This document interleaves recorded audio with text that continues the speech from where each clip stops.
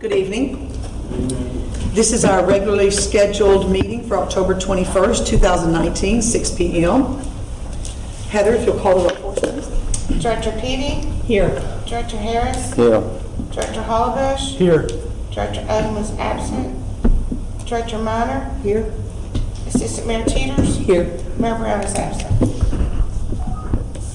Okay, on the agenda tonight, first we have the invocation and pledge of allegiance given this evening by Director Stephen Hollibush. Everybody please stand. Lord, thank you for this beautiful day that you bless us with. God, thank you for the incredible opportunity and responsibility that you've given us to conduct the business of this city. God, I pray that you would be with us. God, give us direction and leadership as we make decisions on behalf of the citizens. In your name we pray. Amen. I pledge allegiance to the flag of the United States of America and to the republic for which it stands, one nation, under God, indivisible, with liberty and justice for all.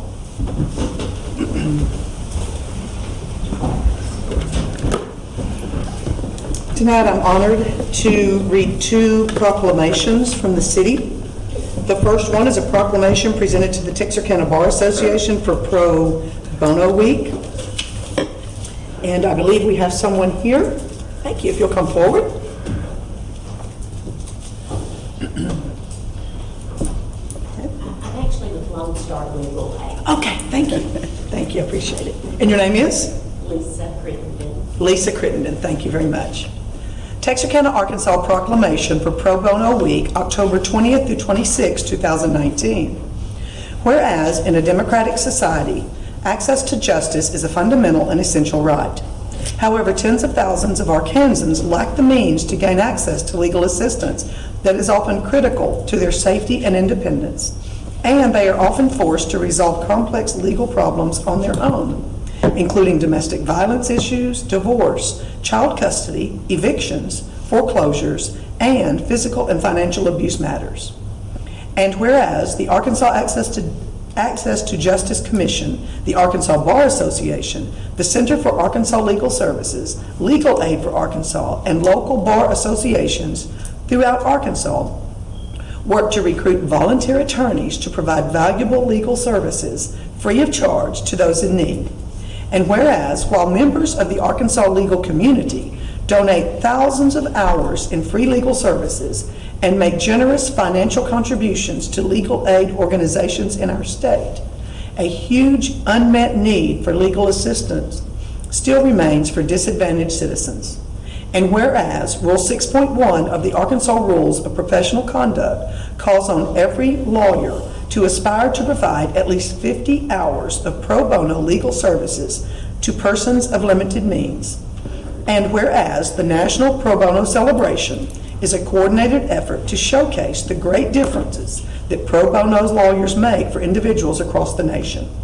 And whereas from October 20th through October 26th, the Arkansas Access to Justice Commission, the Arkansas Bar Association, the Center for Arkansas Legal Services, Legal Aid of Arkansas, the University of Arkansas School of Law, the University of Arkansas at Little Rock Bowen School of Law, and local bar associations, businesses, government agencies, and community organizations will be celebrating Pro Bono Week.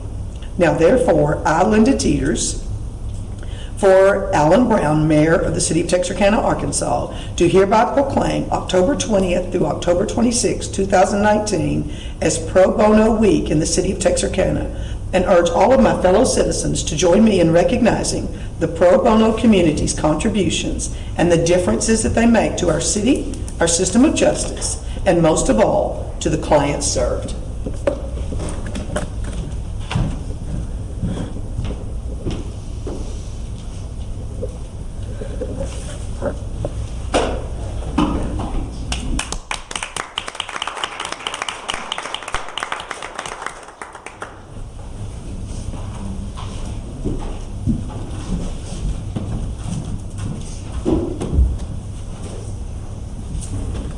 Our second proclamation this evening is declaring the month of November as Business Appreciation Month. This agenda item was sponsored by Director Laney Harris. A Texarkana, Arkansas proclamation for Business Appreciation Month, November 2019. Whereas the city of Texarkana, Arkansas and our citizens recognize and greatly appreciate the contributions of local businesses to the overall strength, character, and well-being of our city.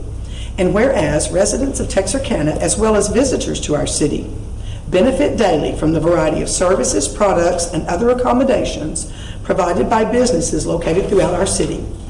And whereas our local businesses, from the largest to the smallest, provide employment, wages, benefits, and economic stability to thousands of employees and their families. And whereas residents of our city benefit daily from the business sector's countless acts of charity and support for community projects and nonprofit programs that reach out to every part of our population.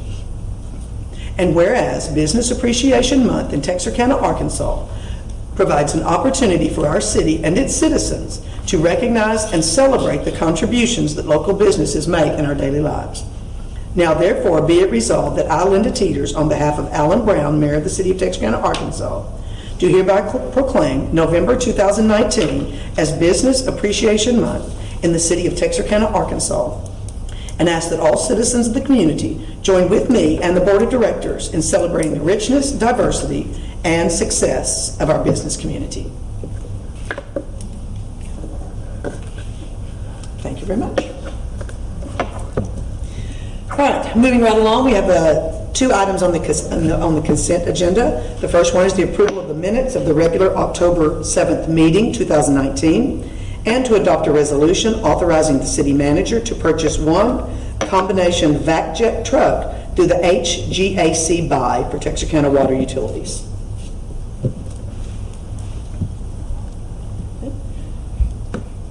Motion to adopt. Thank you. Do I have a second? Second. Okay. Heather, if you'll call the roll, please. Oh, we can just do all in favor on consent. All in favor, say aye. Aye. Any opposed? All right, consent agenda items passed. All right, we have one item on the regular agenda tonight, and that is to adopt an ordinance amending the City of Texarkana, Arkansas Code of Ordinances to allow food trucks in commercial and industrial zones. This agenda item was sponsored by Director Stephen Hollybush. It is on its third reading. I understand we had two readings last meeting when I was not here, and so now it is on its third reading. This applicant also requests an emergency clause. That's correct. Anybody have any questions? Have you had anyone contact you to say that they were against this? No, nothing with positive feelings. Okay. Haven't had any negative response whatsoever. Director Harris. Oh, my question is, well, I was gonna ask some criteria, because this doesn't have any buffer zone from the existing business, am I right or wrong? I'm sorry, say This doesn't have any buffer zone for any existing business, it's in anywhere in commercial. If I'm no, they have to provide permission from the property owner to be on that. No, that ain't what I'm getting at. I'm gonna use a business, for instance. They can't go onto a property that they don't have permission to be allowed there. But they can set up across the street of existing business, and that's mine. I would like to see some type of like a 200-yard buffer zone against a existing business, because and my reason for that is that because you got a business. I'm gonna use one business for instance, like say Golden Lady. They don't know I'm doing this or what. They right there on 9th Street. Then you got an empty car wash across the street from them. Now someone can go up there, sit across the street at this empty car wash and get up there and sell no food, where you got the brick and mortar where they sell, they got the property tax issue, they paying electric, lights and the food truck got overhead, got less overhead. And no, it's not by chance that I had that proclamation put on there for Business Appreciation Month next month. It's not. I'm not against the food truck. I just want to be fair for existing business and also be fair for the food truck. And I don't see how is this where it can somewhat be inferred to existing brick and mortar business where and most cities have that you cannot come. They got maybe a 200 yard or 200 feet buffer zone for existing business. And then my other issue is, just say if it want to go to a parking lot or a parking complex, I can see how a food truck can go there. I don't see why that being too much of an issue, but that I don't know what a parking complex is. They consider residential or they consider commercial, or what is a parking complex? Apartment complexes are typically in the R4 zoning. So can a food truck go there? No, sir. And I can see the advantage of a food truck going to an apartment complex. So and trying to sit up there and make money. Then just say, for instance, I'm gonna use another incident. Just say on the church. Just say, I don't know if anybody know where Mount Grove Baptist Church is on Texas Boulevard. Now, just say, for instance, they was having some type of program, and then they wanted a food truck to come there. Could a food truck come there? Possibly. I'm not 100% familiar with. And based on how I interpret this, that it couldn't go there. So that's the reason why I was trying to see, could this be tabled and go to the planning commission and address those issues, because I can see how I'm trying to be fair and benefit the brick and mortar business. I also help out the food truck business. And the way I see how this is written, I don't see how it's being fair to both concepts. I don't know what went into this for us making writing this up, but I can see the advantage and the disadvantage on both sides. Then I'm gonna use one more incident. Let's say Save a Lot on 71 on East Street. Okay, you and the store may say, hey, I'm bringing this. I got certain sausages or something I want there, and I want this food truck come there, and they have my special blend of salsa there. But yet you got Pizza Hut right across the street. But if you interpret the 200 yard, where if you put that in there, but you got a business right across the street there, and that's where it can kind of conflict that. So I would like to see this go back to the planning commission. And the reason why I'm saying this, I know when the issue of about the drinking came up, it went to the planning commission just because a board member asked for it, and I didn't see no issue with it. And you had a workshop. I'm not asking for a workshop, but I do think that they need to consider as to what I'm saying. I'll say this: the planning commission did consider the brick and mortar businesses, and this is what came out of the planning commission. If the board wants to send it back to the planning commission, that's their prerogative. I'll do whatever the board wants. A couple of comments. Mm-hmm. I understand what you're saying about a food truck versus a brick and mortar building, but that happens every year at the fairgrounds, and it's not an issue. We have permanent structures out there that serve food, and then we allow all these trucks to come in from private, from church, from the fairgrounds themselves, and they all set up within 10 feet of each other. And my opinion is, you know what, if you give me 10 to pick from, then I'm going to go pick the one I want to try. It's not, I don't understand the issue. It is a free market, and it's competition. And so I think we're just adding to that free market system and giving people more choices. If someone prefers the brick and mortar, that's where they're going to go. But let's give them the opportunity to try the others. If they prefer it, then the brick and mortar business may need to work a little harder if they have competition. But in my opinion, a free market and competition is what we would all strive for. And like I said, at the fairgrounds, they're 5 and 10 feet from each other. And I don't see that it creates, honestly, an issue. In addition to that, every third Saturday, we have the Food Truck Festival downtown on Front Street. And I haven't heard any complaints from any of the businesses downtown. No, they're happy to have it. Brings More bodies. people downtown. Tyler, are you aware of what cities that Director Harris is referring to when he says other cities have a 200-foot boundary? Can you name the cities that you're referring to, Director Harris?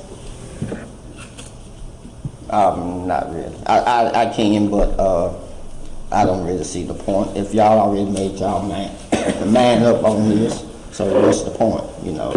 And Well- I'm just bringing up a concept that to be fair with brick and mortar, and I don't think the way this ordinance is done is being fair to brick and mortar business. Well, again, I think that it also comes back to if the businesses have contacted you to express concerns about this. For example, Zapata's, right over here, you wouldn't expect a food truck to be able to sit up right there in that parking lot right there, would you? It's up to the property owner. It's up to the property owner. They have to get their permission first before that would happen. Okay. I have only one remark, other than I think it's free enterprise. I agree. I mean, there's competition on, like you said, out Highway 82. How many little things have opened up? A couple, you know, little food places out there, 2 or 3, as a matter of fact, that I think have opened up. And Golden Lady seems to be doing well still. You know, they're going to do well. We have no other comments. I will entertain a motion for a third reading for the ordinance. Motion to place the ordinance on its third and final reading in the abbreviated form. Do I have a second? Second. Need to vote? Director Petey, Yes. Director Harris, Yes. Director Holliday, Yes. Director Odom. Yeah. Director Minor. Yes. Assistant Mayor Teeters. Yes.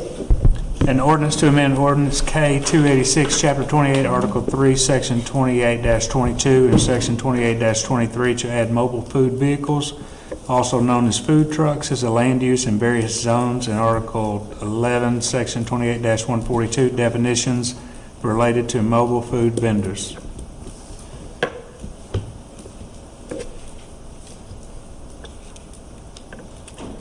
Any comments from the audience before we take a vote on the third reading? Okay, hearing none. We need a motion to adopt. Oh, Do I have a Motion to adopt. And a second, please? Motion to adopt the ordinance. Director Holliday just made the motion. If you'll Oh, second I'm for me. sorry. You need a second. Yes, ma'am. We both. Petey, Yes. Harris, No. Holliday, Yes. Odom. Yes. Minor. Yes. Assistant Mayor Teeters. Yes. Motion carries. Okay. Also, with this adoption, the applicant requests an emergency clause. An emergency clause requires a separate and distinct vote of the board and is valid, again, if 2/3 of vote approval by the board. Do I have a motion Motion to approve the emergency clause. and a second, please? Second. Heather? Petey, Yes. No. Holliday, Yes. Odom. Yes. Minor. Yes. Teeters. Yes. The emergency clause also passes. Okay. Moving right along, we have citizen communication. I would like, though, please,